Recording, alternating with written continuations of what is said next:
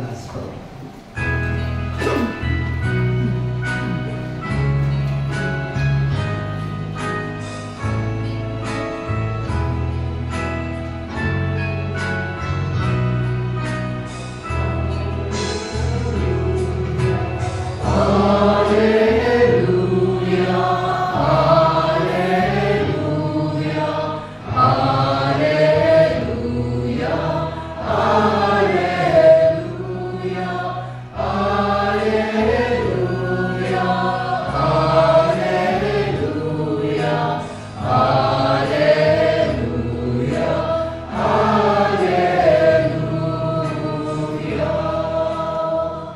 If today you hear His voice, harden not your hearts.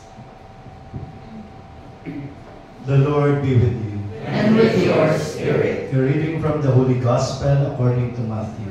Glory to you, O Lord. When Jesus saw a crowd around him, he gave orders to cross to the other shore. A scribe approached and said to him, "Teacher, I will follow you wherever you go." Jesus answered him, "Foxes have dens and birds of the sky have nests, but the Son of Man has nowhere to rest his head." Another of his disciples said to him, "Lord, let me go first and bury my father." But Jesus answered him, "Follow me, and let the dead bury their dead." My dear friends, the Gospel of the Lord. Praise to you, O Lord Jesus Christ.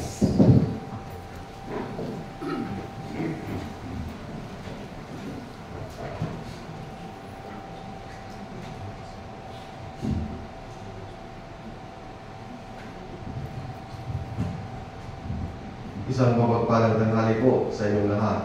Mapagpalang tanghali din po sa inyo, Father. Ang dami po natin ngayon, no? Today, we give thanks with a full heart as we celebrate ang dalawa ni Father Erwin. 3 years since we stood before the altar of God and give our life to Him in the sacred priesthood. It has been a journey of grace, challenge, mystery, and love. And the Gospel today from Matthew speaks profoundly to the core of this priestly code. Jesus is on the move. People are drawn to Him. A scribe says, "I will follow you wherever you go." And Jesus responds with a stark reality, the Son of Man has nowhere to lay His head. Parang nakarelate po kami dito Kami pong community po namin, hanggang ngayon, wala po kaming materhan. Kaya, kung saan po kami na-assign, doon lang po kami nakatira. Kaya, siguro, samantalahin po ang pagkakataon nito po. Kung baka may mag-sponsor po sa inyo dyan ng isang bahay man lang na matitirhan namin para hindi na kami maging palaboy o homeless, sabi sa ibang bansa, di ba? The path of following Jesus is not one of comfort or stability, but a total availability. Siguro. Kaya nga, dapat po siguro, ang mga sumusunod kay Kristo ay walang mga makamundong bagay para anumang oras, wala silang aalalahanin na iiwan nila kung maiiwan. Parati silang available kasi wala silang magiging bigat sa kanilang kalooban. 3 years into this vocation, I am reminded that the priesthood is not destination, it is a pilgrimage. Like Jesus, we often have nowhere to rest our heads.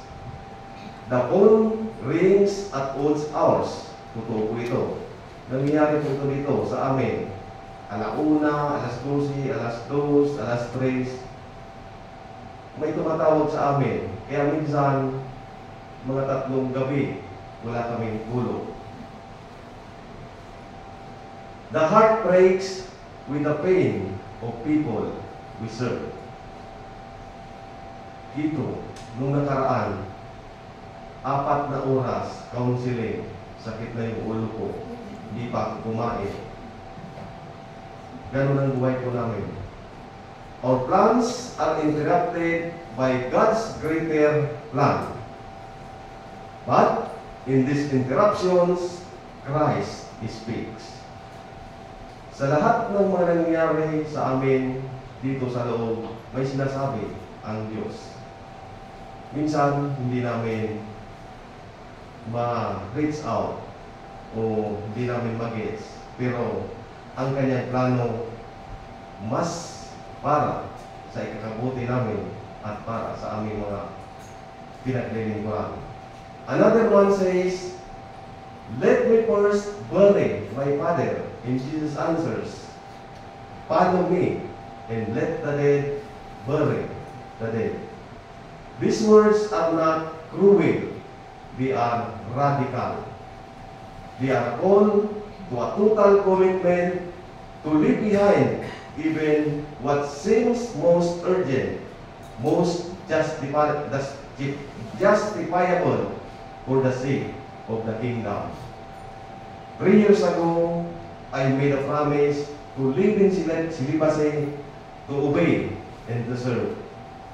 And I have learned that true priesthood begins not in the robes of the rituals, but in the surrender. Dahil na-observe ko to, kapag sinusunod ko ang aking kalooban o ang aking kagustuhan, madalas palpak. Pero pag ipinaubaya ko sa Panginoon ang aking buhay, nakikita ko magaan, masaya, maganda ang takbo. To follow Christ is to leave behind not only homes or families, but also our need for control, comfort, and certainty.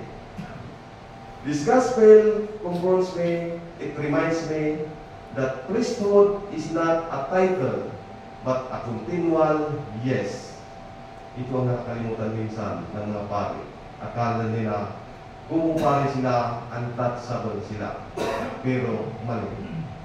Hindi ito pagpapakita ng isang titulo o title na ikaw ay pari. Not a status, but sacrifice. Ang daming paghihirap na dinaranas naming mga pare. Kahit saan kami pumunta. Hindi namin magawa ang mga gusto namin gawin. Dahil mas pinapahalagahan namin ang aming misyon kaysa sa aming mga sarili. Yet, despite it demands, it is joy. Pero masaya po kami. Kahit minsan mahirap ang buhay namin. I've seen the lives change, sacraments bring healing, and Christ present in the Eucharist. The same Jesus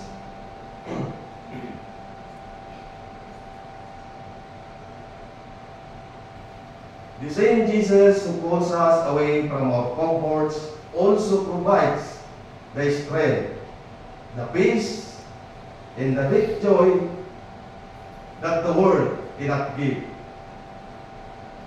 Kay Kristo po kami umaasa. Kaya siguro, kung hindi kami nanatili o nagkaroon ng malalim na relasyon sa ating Panginoong Hesus, wala na kami sa pagkapari. 3 years. Pero maraming mga pinagdaanan, pero nandito pa rin kami ni Father Erwin nag-celebrate ng ika-3 taong sa pagkapari. Dahil sa biyaya, grasya at pag-ibig ng Diyos na pinagkaloob niya sa amin, kahit kami ay mga makasalanan at hindi perfecto. So today, as I mark this third year, I renew my yes. I say again,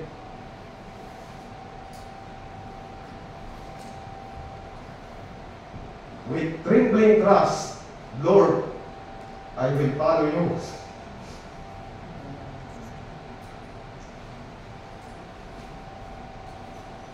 Not because I am strong, but because faithful sa amin ang aming Panginoon, ang ating Panginoon. Not because I have the answers, but because you walk with me. Hindi kami pinapabayaan ng ating Panginoong Jesus. Haratin niya kami, ginagabayaan. To my brother, please, thank you for your witness. Sa aming superior, kay Father Larry, kay Father Rani, at kay Father Raymond, na patuloy na sinusuportahan namin ang bawat isa. Nagtutulungan kami kapag may mga pinagdadaanan ang aming community. Nananatili kaming iisa, hindi kami watak-watak, hindi kami nag-iiwa-hiwalay dahil ibis na iwanan namin ang bawat isa, niyayakap namin ang bawat isa, nagtutulungan kami, kaya hanggang ngayon nananatili kami buo. Yung ibang mga kasama namin nawala na, iniwan na kami dahil hindi nila nakaya ang mga pagsubok na pinagdaan namin ng aming community. To the faithful, thank you for your prayers and love sa inyong lahat na narito ngayon, na naging bahagi ng aming paglalakbay sa aming pagkapari. Salamat po sa inyong lahat. Hindi ko na po kayo iisa-isahin, pero lahat kayo na narito ngayon ay naging bahagi ng aming paglalakbay at sinuportahan niyo kami, ipinakita niyo, ipinadaman niyo sa amin ang inyong pagmamahal. At ang pagmamahal na ipinakita niyo yun, ay yun ang nagpalakas sa amin para manatili at magpatuloy kami sa aming misyon. And to Christ, high praise, thank you for calling me or calling us unworthy as I am to share in your priesthood. Kahit sa paningin ninyo, kusang ibang tao, hindi kami karapat-dapat na maglingkod sa pagkapari, pero ang Diyos, tinawag kami kahit kami ay mga makasalanan dahil hindi niya tinitingnan ang aming mga kahinaan at aming mga kasalanan. Sa halip, pinapagkani po niya kami, ginawa niya kaming worthy para sa pagkaparing ito. May the next year not be measured by accomplishments, but by deep surrender, greater love, and a heart evermore confirmed to His Amen.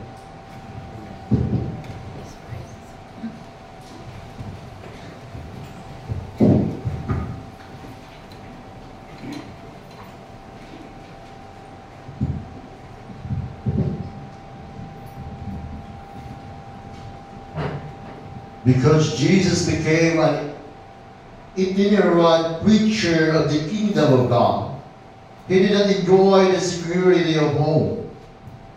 He asked His would-be disciples if they were ready to share His faith.